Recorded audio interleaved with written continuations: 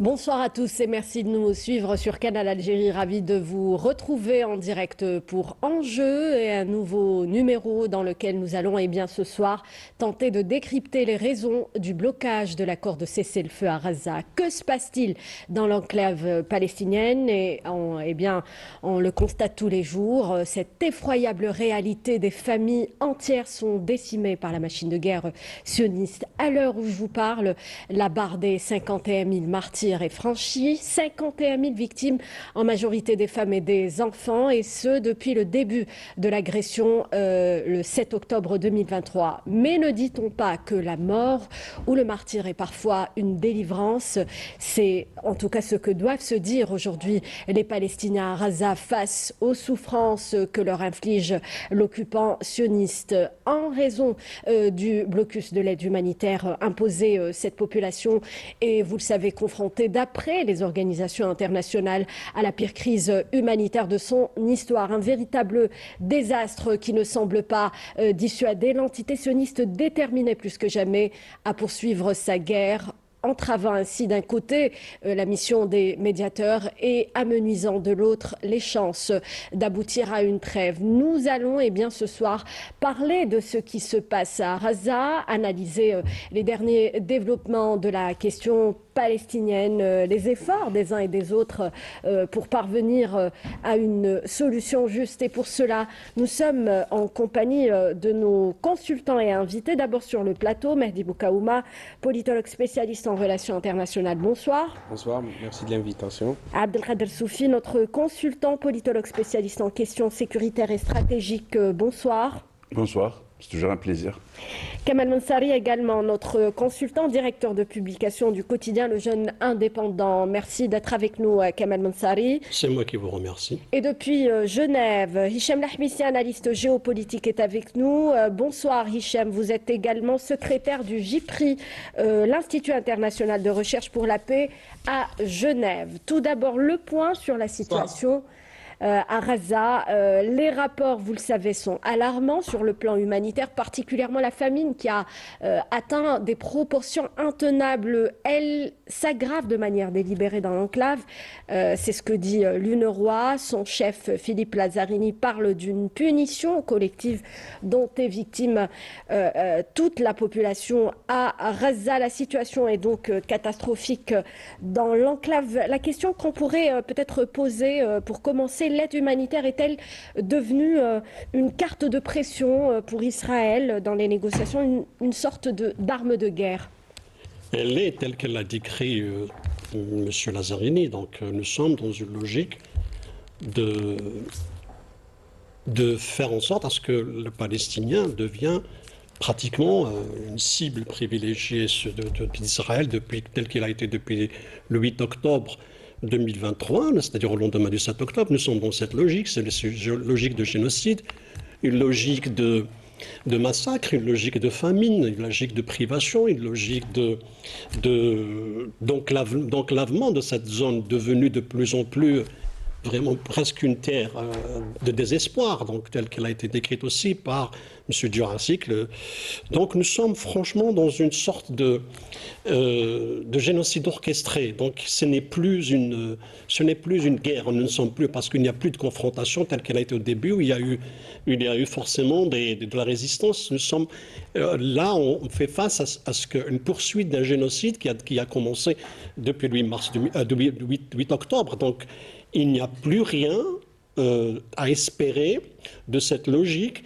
Et quand on essaye de comprendre ou d'essayer d'analyser la situation depuis ce temps-là, on voit qu'il y a un gouvernement, il n'est pas déterminé, mais il est obsédé par le massacre de Palestiniens, notamment sur le plan humanitaire où il est tout interdit. Donc la carte, c'est vrai que la carte humanitaire est une carte de guerre, est une carte de chantage, une carte de marchandage pour faire plier la résistance. Non seulement faire plier la résistance, parce que la question de la résistance, elle est bien connue, mais faire plier les Palestiniens eux-mêmes d'accepter les solutions qui leur sont offertes aujourd'hui, c'est-à-dire de quitter ce territoire et faire de ce territoire un no man's land, puis devenir pratiquement une zone touristique telle qu'elle est souhaitée par le président américain Donald Trump. Nous sommes franchement dans une situation alarmante. La crise, la famine, elle existe, c'est-à-dire on n'est plus dans le signal d'alarme, nous sommes dans une réalité de famine. Il y a beaucoup d'enfants qui meurent de soins, par manque de soins, par manque de nourriture, que ce soit l'UNRWA et 12 autres organisations très connues, célèbres, dans l'action humanitaire à Gaza. On parlait d'un désastre humanitaire. On parlait d'un désastre humain et surtout remis un rapport au secrétaire général de l'ONU dans lequel ils disent que nous voyons un crime orchestré, organisé, bien réfléchi pour faire plier les Palestiniens, mais pour les tuer. C'est-à-dire que tous les moyens sont bons pour tuer les Palestiniens, que ce soit par les bombardements quotidiens, par la privation d'électricité, d'eau et de tous les moyens de soins. Donc toute cette logique et tout cet arsenal qui a été dirigé contre les Palestiniens à Gaza est une politique en haut lieu décidée par le cabinet Netanyahou pour massacrer un peuple. Ce n'est même pas pour libérer les otages, parce que l'objectif de libération, plutôt les prisonniers israéliens qui sont entre les mains de la résistance, ne sont plus la carte voulue par Israël, du moment que Yoav Gallant, l'ancien chef d'état-major et ministre de la Défense, l'a bien dit que cette réalité était qu'un mensonge et ça a fait un scandale en Israël. Donc nous sommes aujourd'hui face à cette logique d'exterminer un peuple. Ce n'est plus une logique de combat, mais c'est une logique de faire en sorte à ce que le Palestinien soit décimé une fois pour toutes. Et cette agression s'est intensifiée, notamment, on l'a observé, après la rupture unilatérale de l'accord de cessez-le-feu à Gaza. L'armée sioniste a aussitôt intensifié donc, ces bombardements. Ça a été fait d'une manière violente et brutale. À votre avis, que cherche le gouvernement Netanyahou en tuant davantage, en morcelant la bande de Gaza?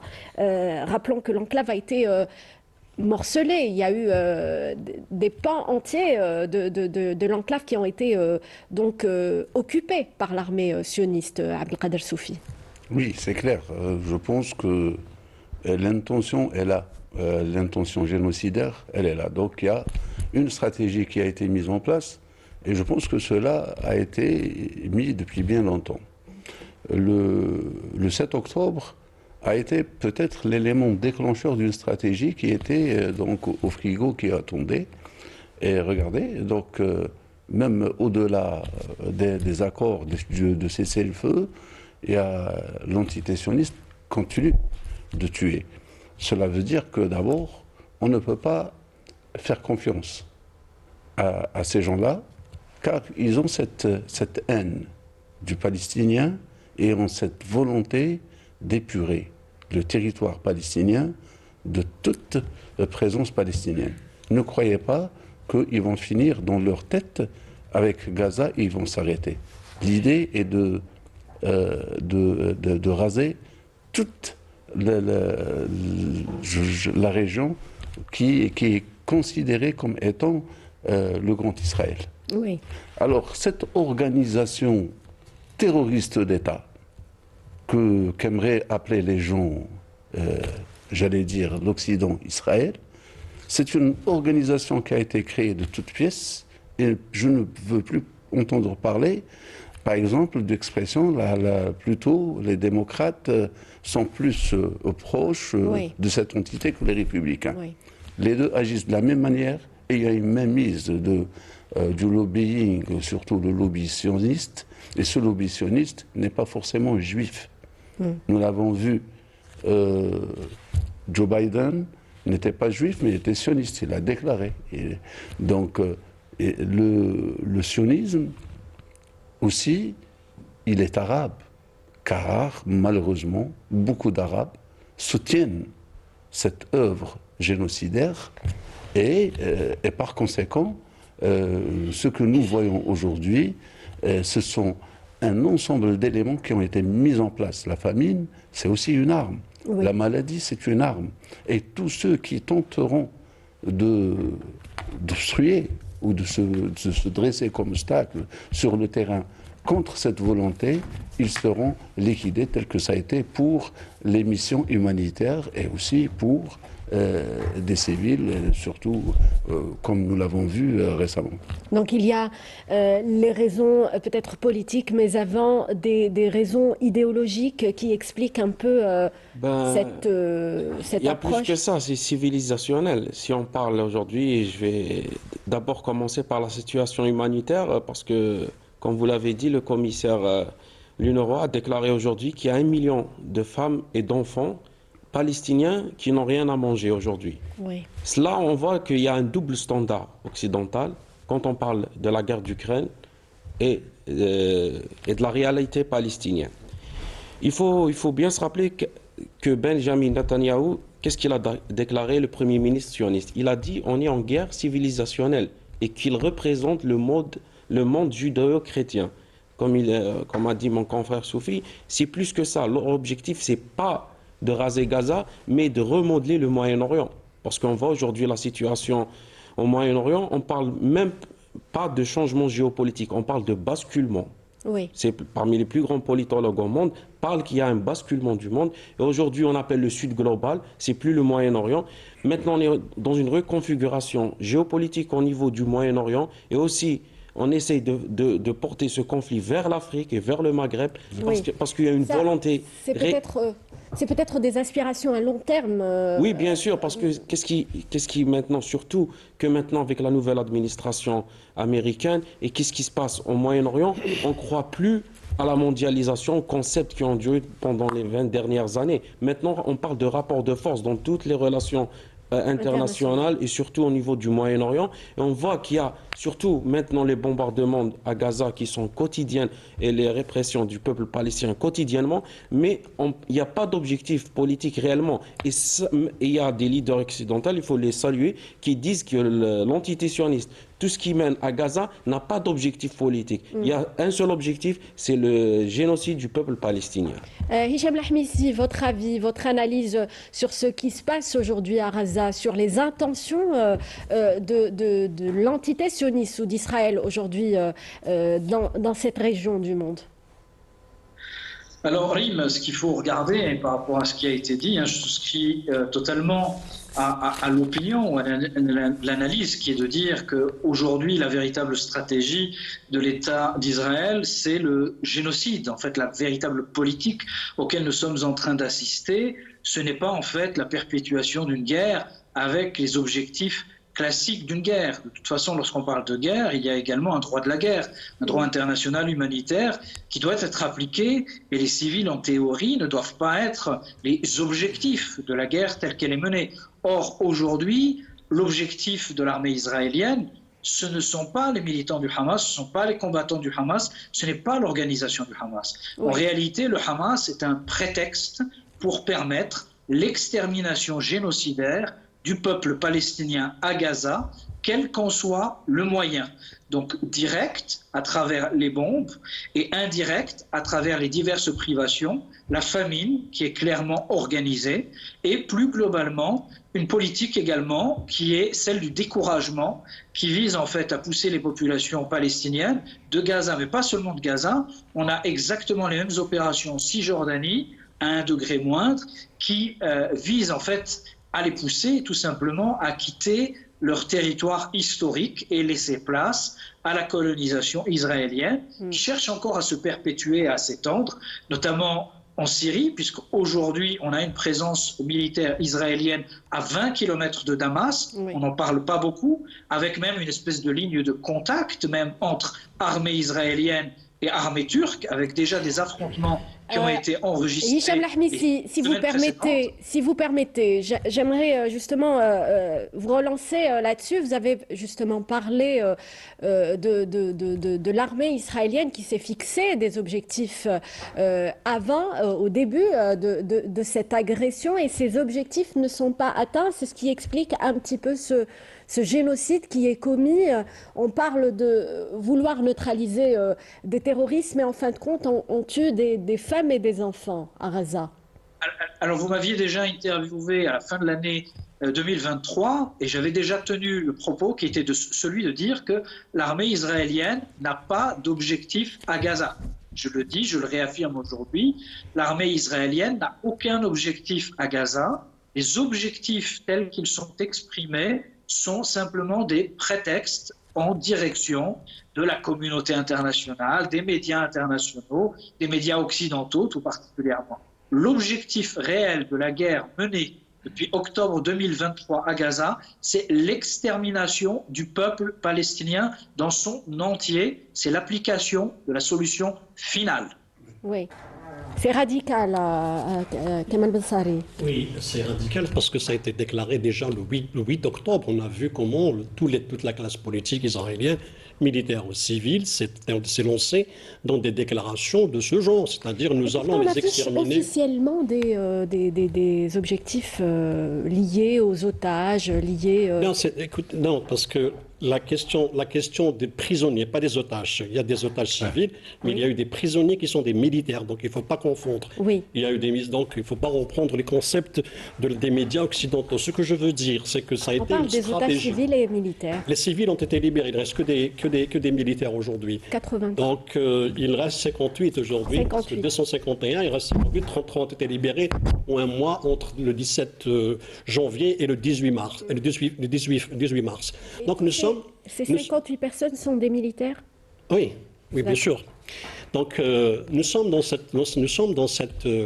aujourd'hui, on répond à une logique qui est elle est talmudique aussi, elle est conceptuelle, elle est religieuse, c'est de massacrer tout un peuple parce que ça a été longtemps répété, nous l'avons ressassé dans ces émissions en disant que l'objectif était de raser les Palestiniens, de les exterminer pour reprendre le terre, non seulement les terres, mais d'aller plus loin. Mais il y a une géostratégie, il y a une réalité régionale aussi, parce que ceux qui étaient dans la résistance contre l'armée sioniste, avec ses appuis américains, britanniques et français et occidentaux, il y avait aussi le Hezbollah qui combattait, il y avait aussi l'Iran qui aidait, il y avait les Houthis. Oui. Et donc, il y a toute une région qui résistait à cette machine de guerre, machine de génocide, qui était la main, c'est-à-dire que la main qui tuait, elle était sioniste, mais l'appui était occidental. Donc toutes les armes, les derniers cris, les bombes à 2 tonnes qui tombaient sur Gaza étaient des bombes américaines. Les frappes avec le F-35 étaient aussi américaines et israéliennes. Donc nous sommes dans un génocide dans lequel participait y compris l'Occident. Mais il y a une réalité derrière ça. En un an, il y a une réalité derrière ça, laissez-moi juste terminer, il y a une réalité derrière ça, Oui. c'est-à-dire que certes aujourd'hui on voit que le massacre se continue parce qu'il y a une haine, non seulement une haine, mais il y a une conviction religieuse qu'il faut exterminer ces gens qui ne sont pas des êtres humains tels qu'ils ont été décrits par le président israélien. Il avait déclaré qu'on a affaire à des sauvages. Donc les Israéliens sont dans cette logique. Ok. D'un autre côté, il y a toute la région qui s'y prête aussi, qui était mêlée dans cette crise et dans cette résistance, telle que le Hezbollah. Aujourd'hui, pour les Israéliens, la démilitarisation du Hezbollah constitue aussi un objectif. La démilitarisation de la Syrie, le bombardement de toutes les infrastructures militaires que possèdent les Syriens après la chute du régime d'Al-Assad a été bombardé parce qu'il fallait démilitariser toute la région. On bombarde aujourd'hui les ports d'Aden et de tout le Yémen du Sud parce qu'il faut mettre fin à la menace militaire des Houthis. Et aujourd'hui, il y a aussi en arrière-plan, Netanyahou avait préconisé que les infrastructures nucléaires de l'Iran doivent être démolies.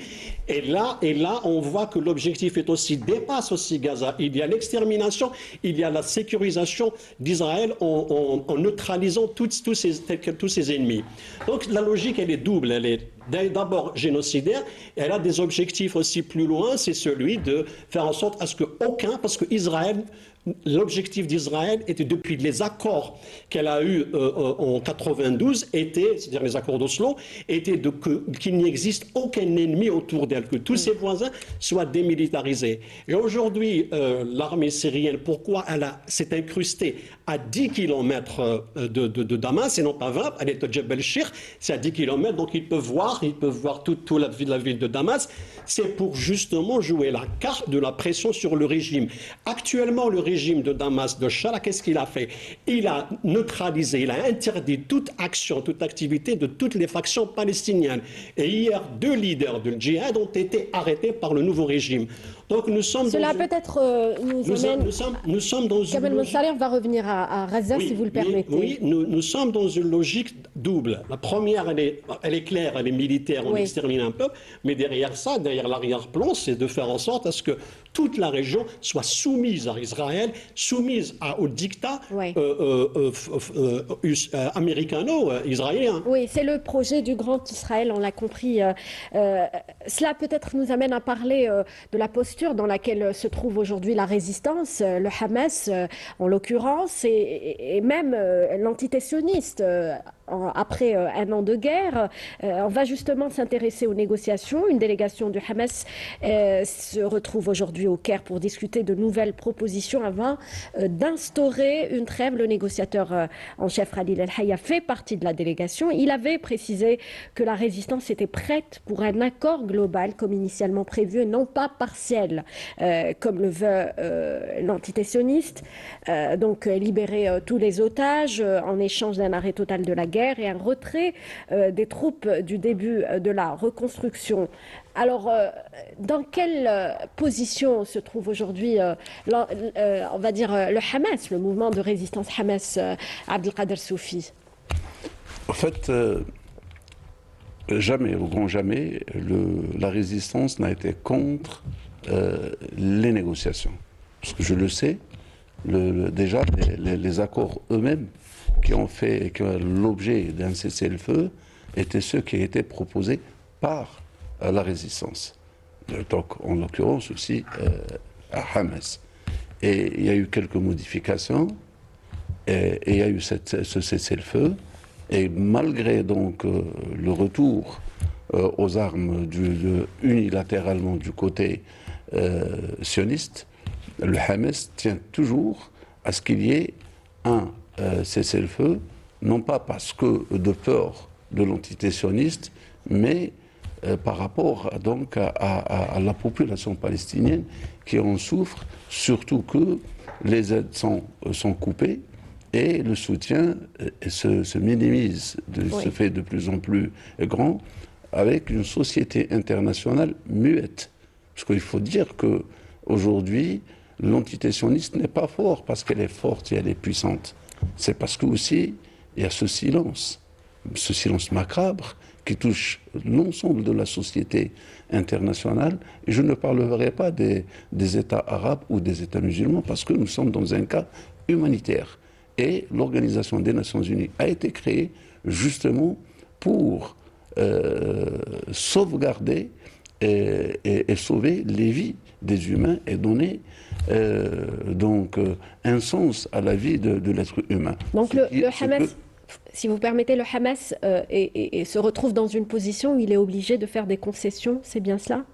Il fait des concessions, et il en a fait des concessions, il a fait, et donc il n'est pas contre un règlement définitif de la situation, mais pas au détriment du droit palestinien inaliénable, que d'avoir donc cette autodétermination et de rejoindre la vie internationale comme toutes les sociétés et comme tous les peuples du monde.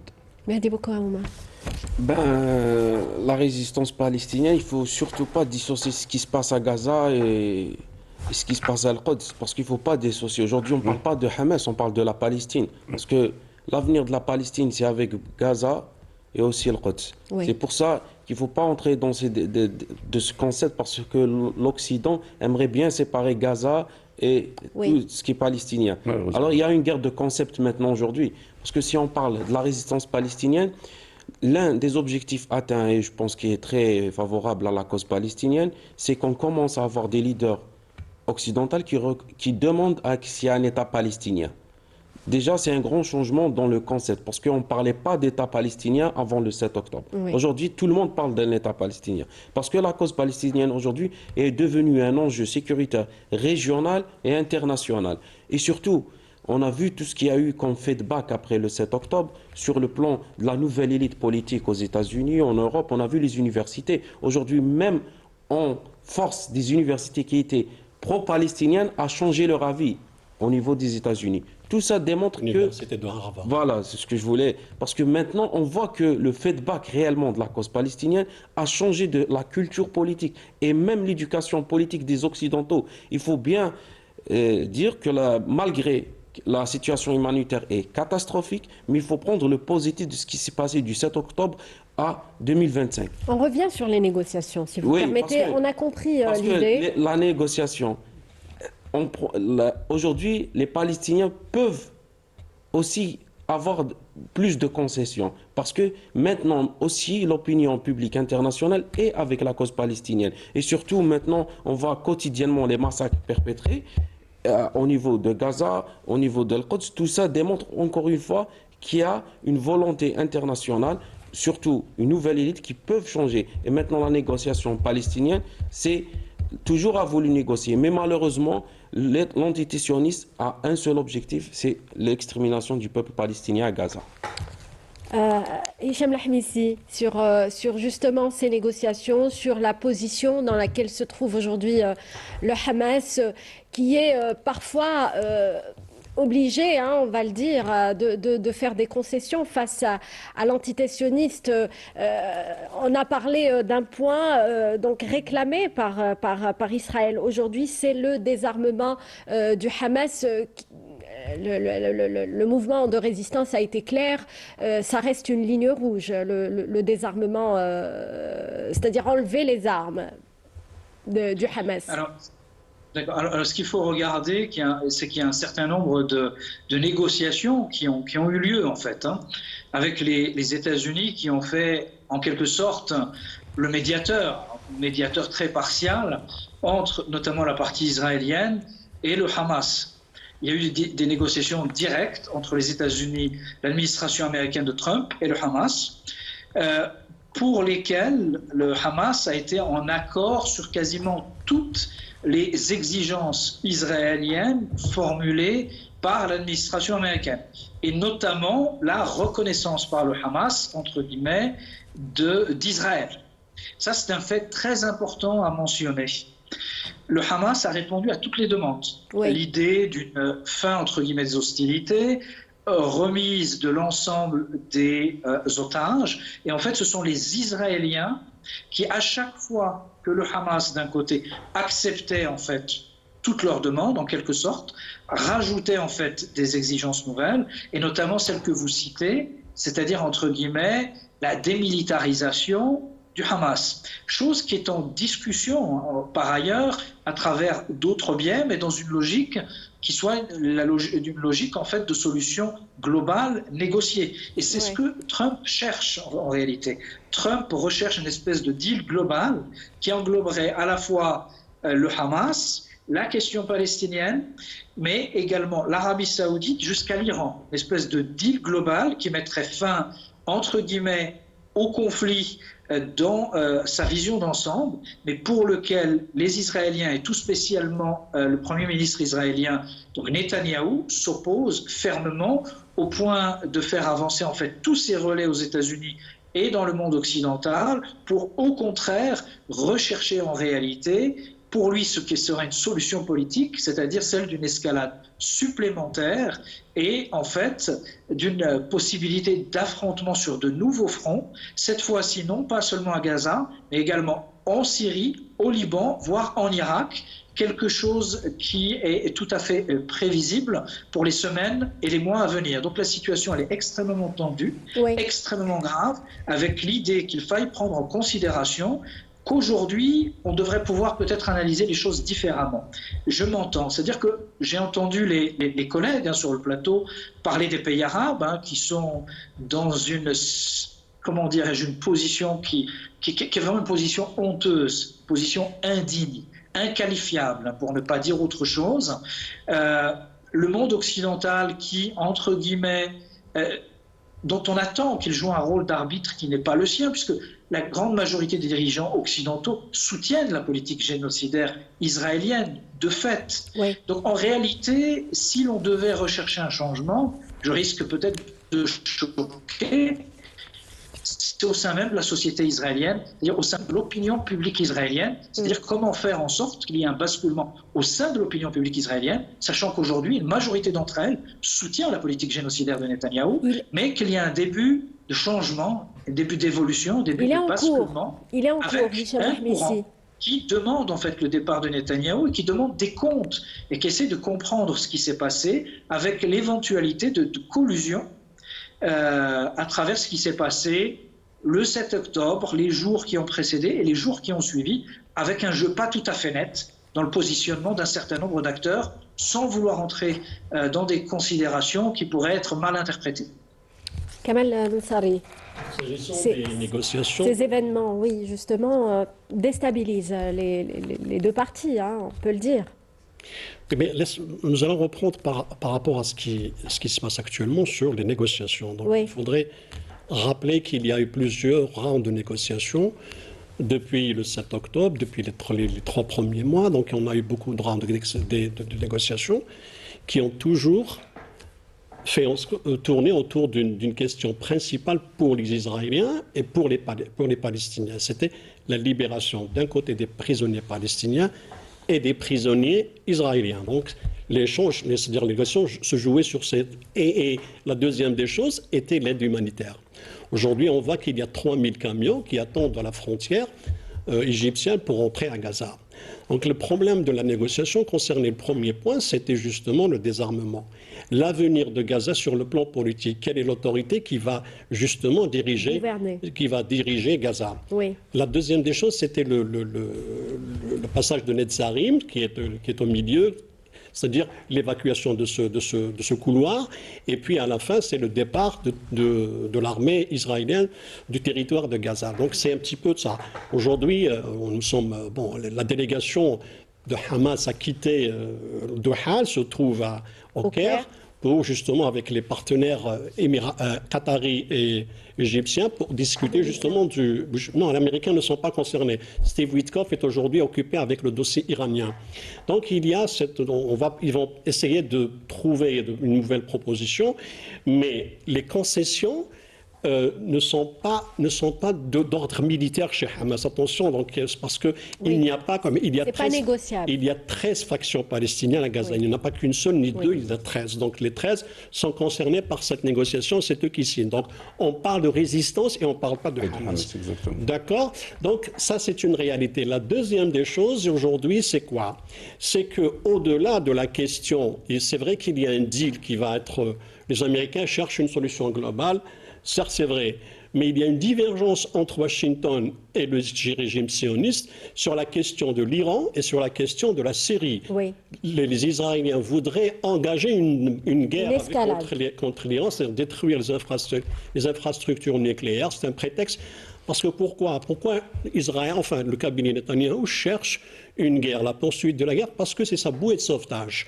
Il est coincé à l'intérieur, les scandales se succèdent, c'est les scissions au sein de son gouvernement. On voit ce qui s'est passé avec le Shabak, le directeur du Shabak, et avec les déclarations aujourd'hui, hier, de Yoav Gallant à propos des mensonges et surtout ce qui s'est produit à Philadelphie, le couloir de Philadelphie, lorsque le cabinet de sionistes de Netanyahou avait affirmé que à Philadelphie, ils ont découvert un tunnel qui en réalité ne l'était pas. Donc Yoav Gallant a démenti. Ça a été un prétexte pour bloquer l'entrée des aides humanitaires. Donc la situation, le jeu que joue aujourd'hui Netanyahou, c'est de la fuite en avant.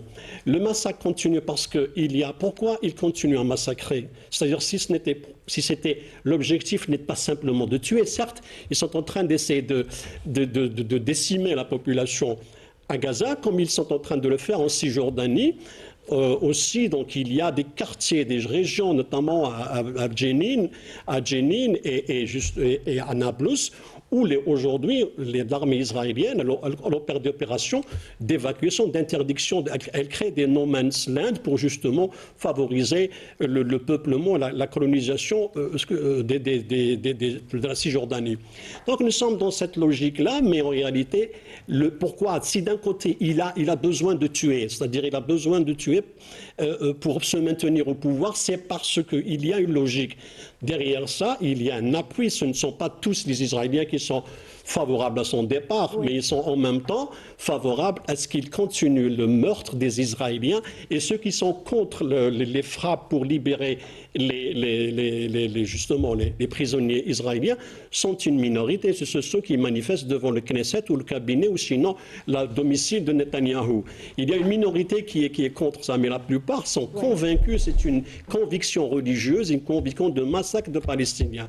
Et c'est un petit peu ça qui dérange. Maintenant, sur le plan moral, il y a beaucoup de pays qui continuent juste aujourd'hui. Ils ne sont pas tous pro-israéliens. On a vu des États comme l'Espagne, comme l'Irlande. L'Irlande, c'est le pays le plus farouche défenseur des Palestiniens parce que les Irlandais, dans leur mentalité, ils ont été occupés, ils ont vu du massacre qu'ils ont subi de la des Britanniques et des Anglais. Donc, ils ont cette logique-là de défense du peuple palestinien, tout comme l'Espagne. On a vu aussi la Slovénie qui ont fait créer... Et Mehdi Boukaouma a parlé justement d'un changement, d'un bouleversement. Il y a un changement sur l'opinion, mais ça reste le grand problème aujourd'hui pour les Palestiniens et pour la région, c'est bien les États-Unis. Il ne faut pas oublier ça, il ne faut pas l'occulter, encore moins l'effacer. On a un rôle important des États-Unis. Si les États-Unis veulent que cette guerre s'arrête, ils sont capables de le faire, mais ils ne le font pas. Trump n'est pas un va-t-en-guerre. Kamal Mansari et Hicham Lahmisi ont évoqué un point important, Abdelkader Soufi, c'est l'intérieur d'Israël qui n'est pas épargné par tous ces événements. On voit des bouleversements intérieurs de l'entité sioniste qui ne sont pas négligeables. C'est clair, donc ça démontre que la question, elle dépasse de loin cette organisation d'État sioniste. Ça veut dire que s'il y a une division interne qui peut donc envoyer à une implosion, tant mieux si ça arrive.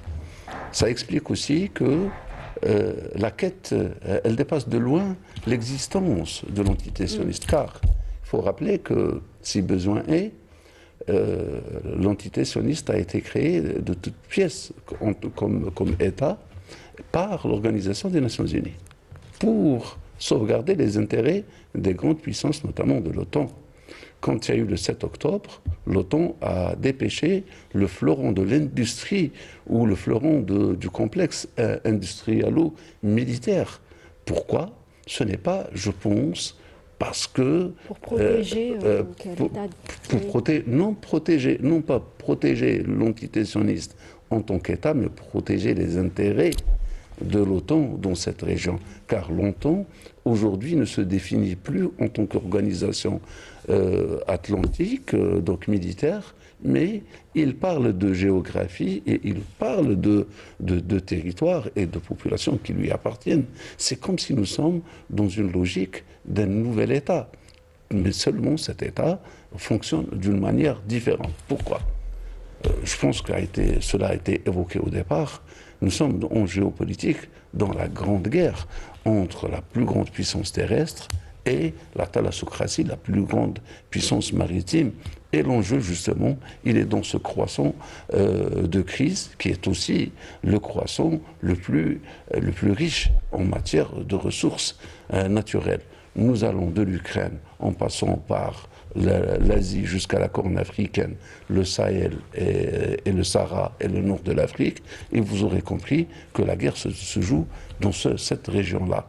Et cette région-là, essentiellement, il y a le projet IMEC qui a été lancé en 2017 par Donald Trump et qui entend faire le parallèle avec la route de la soie chinoise, et cela, c'est un corridor américain. Oui. Et donc, nous voyons bien que la guerre, elle est d'ordre économique et elle est existentielle d'abord. pour l'hégémonie Pour l'Occident. américaine. Voilà. Ensuite, le projet de l'entité sioniste vient épouser justement cette approche et c'est ce qui porte à équivoque et souvent confusion entre ce que fait l'entité sioniste. Vous avez vu que l'entité sioniste a été incapable tout de suite après les attaques de Hamas, de faire face, si ce n'est un soutien et un pont, j'allais dire aérien et maritime, des États-Unis d'Amérique et des pays de l'OTAN qui ont tout de suite pris les choses en main. Maintenant, le scandale à l'intérieur, pour revenir, a démontré que déjà les visions, elles sont égoïste, car l'action de ce Premier ministre, que je n'oserais même pas prononcer son nom, elles sont d'autres égoïstes et il ne veut sauver pas sa peau par rapport donc à ces scandales qui le poursuivent. Il est resté en justice aussi. Oui, est-ce qu'on peut s'attendre Tu l'as appelé tout à l'heure, Netanyahu. le gouvernement, s'il y a un changement de gouvernement, est-ce qu'on peut s'attendre à un changement de politique? Non. Parce qu'il n'y aura pas de changement de politique. On a parlé de ça. Parce qu'il faut. Après le 7 octobre Non, parce que tout le monde le dit. La base avancée de l'Occident, c'est Israël au Moyen-Orient. Ça veut dire il y a le changement, soit démocrate, gauche, c'est toujours le même objectif. C'est la puissance de l'entité sioniste au Moyen-Orient. Et surtout, il faut bien prendre qu'est-ce qu'a dit le Premier ministre sioniste. Il a dit on va remodeler le Moyen-Orient. Ça veut dire qu'il y a une volonté de changement géopolitique et surtout maintenant avec ce qui se passe avec les négociations avec l'Iran, les négociations du Hamas, tout ça, il y a une volonté de changement géopolitique et surtout, on n'en parle pas beaucoup, mais une guerre d'influence aujourd'hui au Moyen-Orient parce qu'il y a les acteurs traditionnels qui sont la Grande-Bretagne, les États-Unis, la Russie et aussi il y a de nouveaux acteurs, la Chine, la Turquie, tout ça, on est en train c'est des crises régionales parce que maintenant, on ne parle plus d'international, mais c'est des régionales parce que tout le monde cherche à agrandir son influence au niveau régional, surtout que le Moyen-Orient aujourd'hui est une guerre d'influence et surtout avec tout ce qui s'est passé du 7 octobre à aujourd'hui, il y a eu un bouleversement du commerce international avec les bateaux qui ne pouvaient pas passer par le Yémen. Oui. Tout ça a gêné beaucoup le commerce international et surtout que maintenant on est dans une guerre commerciale. Ça veut dire qu'il y a beaucoup de paramètres qui peuvent déraper à tout moment. C'est pour ça maintenant le Moyen-Orient, il ne faut pas juste prendre qu'il y a l'entité sioniste bien sûr et la cause palestinienne, mais aussi il y a une guerre d'influence internationale par de grands acteurs qui veulent agrandir leur influence au niveau du Moyen-Orient et aussi au niveau de l'Afrique, parce que tout il est entre le Moyen-Orient et l'Afrique, parce que c'est les nouvelles zones d'influence des puissances internationales. Hicham Lahmisi, peut-être le rôle aujourd'hui que doit jouer justement les pays voisins. On a vu que l'Égypte, le Qatar tentent de faire les médiateurs dans ce conflit. Quelle pourrait justement être leur position dans ce genre de conflit? Très honnêtement, la position des États voisins est une position qui n'est pas du tout à la hauteur des enjeux et pas du tout à la hauteur de la gravité de ce qui se déroule à Gaza. Que ce soit du point de vue égyptien, du point de vue des États du Golfe, qui n'ont absolument pas soutenu la population palestinienne et qui n'ont pas pris la moindre mesure économique. Il faut voir qu'un pays comme les Émirats arabes unis continue de commercer le plus normalement du monde avec l'État israélien. Il faut regarder que la Jordanie, à ce jour, continue de fournir en denrées alimentaires directement l'armée israélienne. Il faut regarder que l'Égypte, qui a beaucoup fanfaronné, avec une armée qui est pourtant puissante, beaucoup plus puissante que l'armée israélienne. On ne peut même pas les comparer d'un point de vue objectif, n'a pas bougé le moindre petit doigt, ne serait-ce que déployer des troupes à la frontière pour essayer de diluer, entre guillemets, la présence militaire israélienne de l'autre côté, pour relâcher un peu la pression sur Gaza. Plusieurs acteurs sont impliqués dans ce conflit. Il faut prendre en considération les États-Unis, il faut prendre en considération l'OTAN. Oui. Et évidemment, mais la position des États voisins n'est pas à la hauteur. On peut même prendre l'exemple de la Turquie, qui fanfaronne avec Erdogan, qui met en avant le fait qu'il voudrait reconquérir Jérusalem. Regardez aujourd'hui que la semaine dernière, l'armée israélienne a bombardé les positions turques. Erdogan est allé en Azerbaïdjan pour rechercher une médiation avec... Hicham Lahmisi, si vous le permettez, on va poursuivre. Kamal Mounsari, vous voulez rajouter peut-être un... Pour dire aussi qu'il n'y a pas simplement... Donc on ne peut pas mettre tout... c'est vrai qu'il y a ce qu'on appelle la dictature de la géographie. Donc les Égyptiens sont contraints. Ils sont dans pas une position confortable, mais ils ne sont pas les seuls. C'est-à-dire, au moins, ils n'ont pas aidé militairement les Israéliens comme les Marocains. Donc le Maroc, il a laissé passer des armements s'acheminer du port de Tanger vers Israël. Donc là c'est plus grave. Il y a eu des manifestations de populations marocaines qui sont contre la normalisation, qui sont contre justement le massacre des Palestiniens à Gaza, qui dénoncent justement l'implication du régime marocain dans cette guerre. Donc on voit un petit peu le complot qui est ourdi. Il n'y a pas simplement... Il y a certes des zones d'influence parce que c'est vrai qu'il y a une guerre géostratégique depuis longtemps. Il y a le Moyen-Orient est un pôle, l'Asie centrale est un pôle, la mer de Chine est un pôle. Donc il y a plusieurs pôles ou poches de tension dans le monde. Mais celle qui nous concerne, c'est-à-dire le Proche-Orient, elle l'est depuis 1947. Que ce soit en Israël, enfin Israël contre toute la région, ou bien même les États-Unis qui se sont impliqués, que ce soit dans la guerre 2 fois en Irak, sans parler du fait qu'ils ont fait en sorte, aujourd'hui, ils occupent une bonne partie du territoire syrien, notamment la région du nord-est, Deir Zour, Al-Raqqa, Meshli, toutes ces régions-là sont sous occupation américaine. Les Américains continuent à contrôler les puits de pétrole syriens. Donc nous sommes certes dans une configuration de conflit, mais elle n'est pas nouvelle, elle est vieille, et de lutte d'influence, mais c'est une région vieille depuis... Oui. Il faut aussi parler depuis Nixon, parce que le jour où les États-Unis ont signé un accord avec l'Arabie Saoudite, justement pour la protection un accord stratégique de défense signé en 1973, c'était justement pour que les États-Unis aient une influence sur la région et pour prendre place à l'occupant, enfin c'est-à-dire aux Britanniques qui étaient anciennement présents dans la région. Donc c'est vrai qu'il y a cette convergence, mais quand on revient à des positions arabes telles que celles qui étaient faites par les Marocains, on s'étonne aujourd'hui qu'il est géographiquement loin et qui s'implique dans cette guerre qui favorise le maintien du massacre des Palestiniens en appuyant justement Israël. Certes, il y a des accords entre les deux pays, la normalisation existe, la relation existe entre le Maroc et Israël, mais dans cette posture de massacre, le régime marocain n'essaie même pas de se regarder ou même de freiner ou de reculer un peu. Il continue à le faire. C'est-à-dire, on peut reprocher aux Occidentaux, ils ont toujours été comme ça, ils ont toujours eu cette logique de haine et de discrimination à l'égard des Palestiniens. Alors, mais quand ça vient de pays arabes, ça pose des questions. Alors, si pour les Occidentaux, comme vous l'avez dit, Abdelkader Soufi, soutenir l'entité sioniste est existentiel, soutenir la Palestine, pour certains pays, c'est être du bon côté de l'histoire. C'est le cas de l'Algérie qui a consacré toute sa diplomatie au service de la cause palestinienne, et c'est d'ailleurs perceptible dans chacune des déclarations de Ammar Benjama, représentant permanent de l'Algérie auprès de l'ONU. On va suivre cet extrait de son intervention au Conseil de sécurité de l'ONU. Le Conseil de sécurité doit faire montre de plus de fermeté pour faire entendre sa voix. Les Palestiniens à Gaza vivent des conditions insupportables et font face aux crimes perpétrés par l'entité sioniste qui n'a épargné ni civils, ni journalistes, ni staff médicaux, ni même les enfants.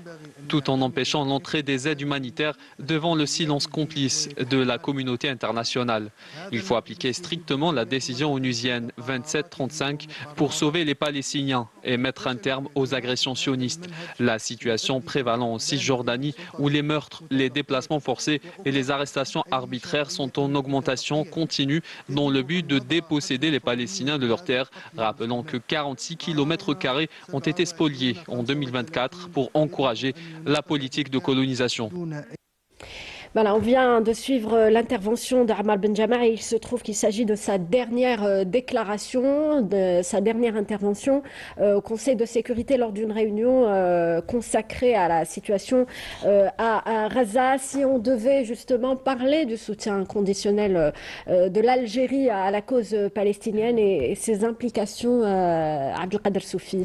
En fait, c'est clair.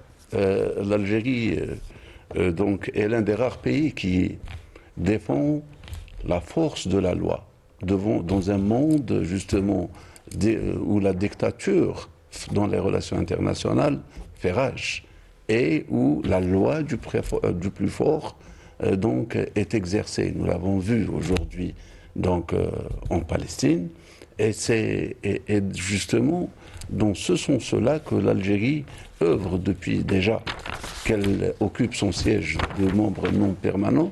Mais cela ne veut pas dire que ça a été la seule fois, car ça a toujours été le cas. Mais aujourd'hui, avec un pas beaucoup plus pressant, elle arrive justement à faire entendre la voix de la Palestine à travers donc le monde, un cas, je pense, de réanimation de la question palestinienne.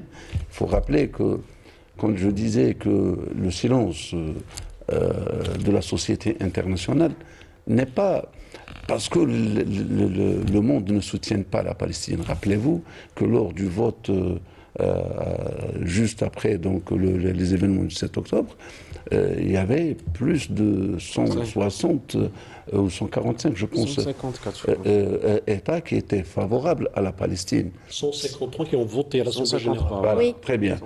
Cela veut dire que la question, elle est vive dans les esprits des décideurs. Seulement, comme je disais, la loi du plus fort fait qu'avec un tapage médiatique, que la question est refoulée, elle est donc au deuxième plan. Aujourd'hui, l'Algérie, donc, non seulement elle soutient, mais elle arrive à faire face et arrive même à obliger le Conseil de sécurité de voter en faveur, voilà, donc en faveur de la question palestinienne, et elle arrive même donc, et pour la première fois, à imposer aux États-Unis d'Amérique de ne pas mettre son veto. Ça, c'était une première. Un exploit. Donc, bien sûr que c'est un exploit. Et je pense que sur cette perspective, rassembler un maximum d'organisations aussi, en plus des États, serait le meilleur moyen d'exercer des pressions inlassablement, tant va la cruche à l'eau qu'elle finit par se casser. Et je dis que avec cette pression soutenue, avec l'Algérie, avec d'autres pays, finit par donc avoir ce gain de cause pour les Palestiniens. Alors l'important est de faire justement, de faire bouger les lignes, Mehdi Boukaouma, et l'Algérie y est parvenue, on peut le dire. Bien sûr. Abdelkader Soufi vient de l'évoquer. L'Algérie, c'est par le biais du président de la République et aussi de son représentant à l'ONU, ils ont dit dès le premier jour que l'Algérie sera la voie africaine et la voie arabe et des causes justes. Parce que l'Algérie est connue pour ses principes et surtout pour l'autodétermination des peuples opprimés, colonisés. Il ne faut pas oublier le rôle de l'Algérie pour le Sahara occidental, aussi pour la cause palestinienne. Parce que si on parle de ce qui se passe maintenant, c'est que l'Algérie est bien respectée par les grandes puissances, par ses principes.